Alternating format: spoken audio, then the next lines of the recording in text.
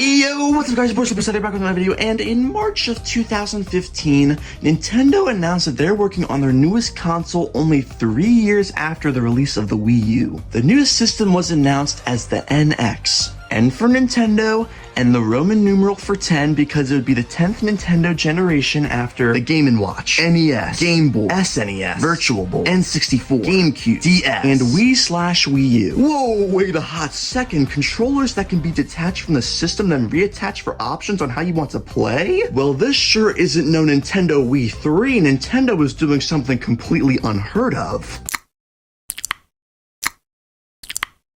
Hybrid console. Wait a minute. Not only can the controllers be detached, but the whole console can be? The first true hybrid console? This is what the Wii U was meant to be. Over a year and a half later of their initial announcement, Nintendo finally releases the first trailer for our new console, the Nintendo Switch. Because you can switch between different ways of playing.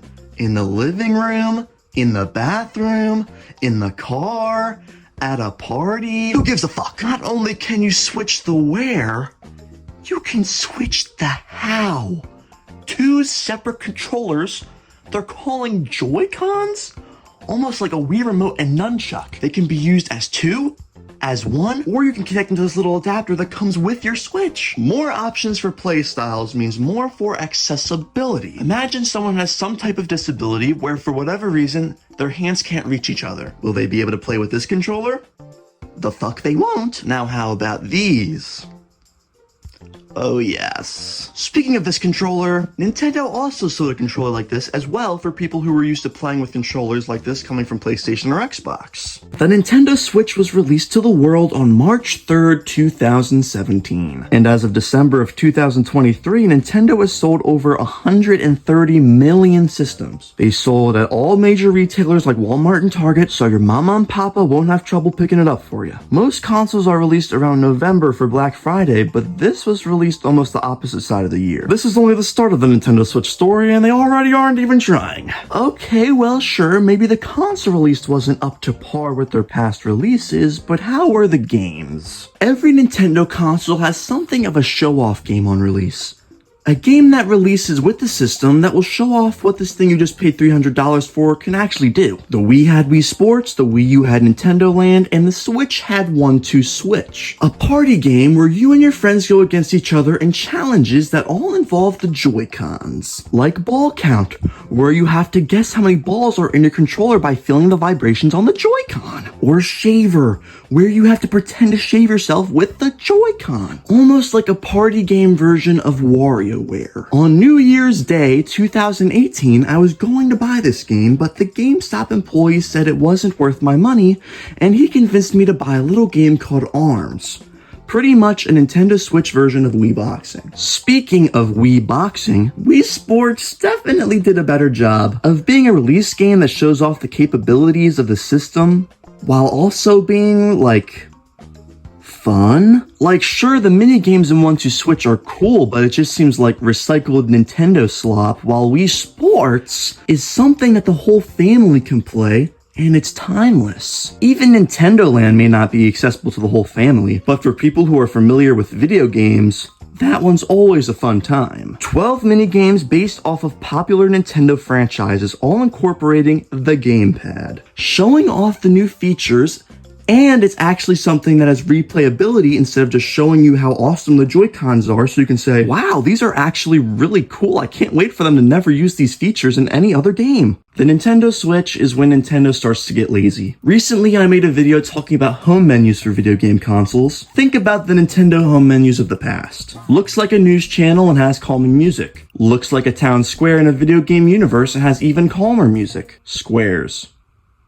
And it's silent. As a kid, I always associated good music between in the system and in the games with Nintendo. Nintendo always had good music. And this home menu doesn't even have music. It would be different if the music sucked because at least they tried, but nope. Complete and utter silence to hear yourself think about how goddamn lazy this company has become. Even when it comes to backwards compatibility, this thing sucks. The Wii U can play Wii games, the Wii can play GameCube games, the GameCube can play Game Boy Advance games. Well, the Switch uses cartridges, maybe it can play 3DS games.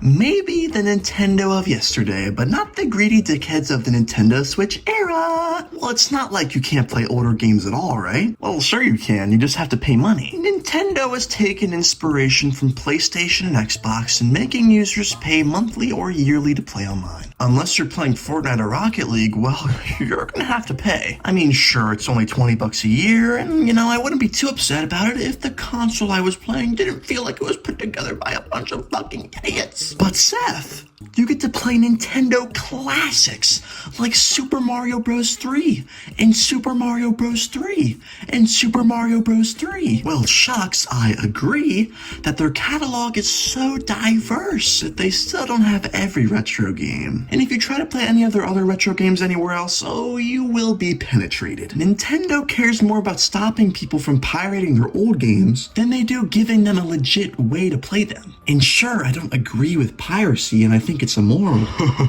Oral. But if you don't give the people who want to play your games a way to play them, what the fuck do you expect? Nintendo has become lazy, greedy, and cheap. And you know what else is cheap?